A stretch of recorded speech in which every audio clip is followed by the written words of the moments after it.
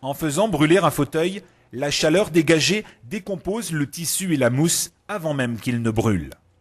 La fumée, pleine de combustible, s'élève alors vers le plafond.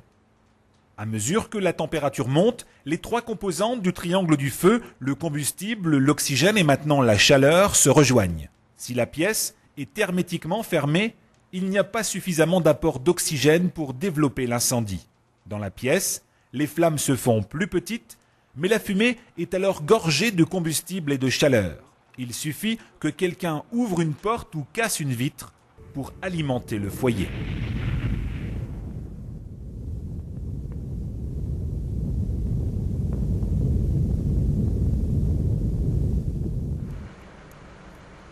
Dans cette expérience, la boîte représente une pièce hermétique dans laquelle le feu est totalement développé. En fermant la porte, le feu va perdre l'oxygène nécessaire à sa vie.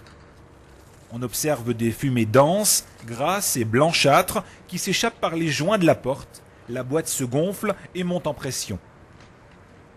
Lorsque la porte s'ouvre, l'oxygène pénètre en quantité nécessaire, les fumées deviennent jaunâtres et c'est l'explosion de fumée, le backdraft.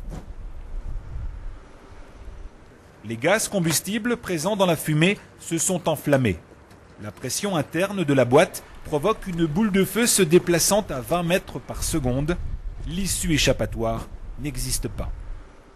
Afin de se protéger d'un backdraft, il est important d'en connaître les signes annonciateurs.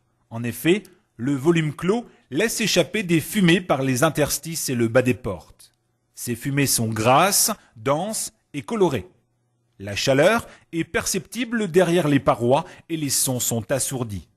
Enfin, les vitres sont noircies et aucune flamme n'est visible. En présence de l'un de ces signes, l'attitude doit être défensive. Ne jamais pénétrer dans le local à risque, ne jamais ventiler par le bas, mais créer des exutoires en partie haute, ne jamais stationner en face des portes et fenêtres, contrôler l'évacuation des fumées et la diminution de la température avant de pénétrer dans le local pour l'extinction.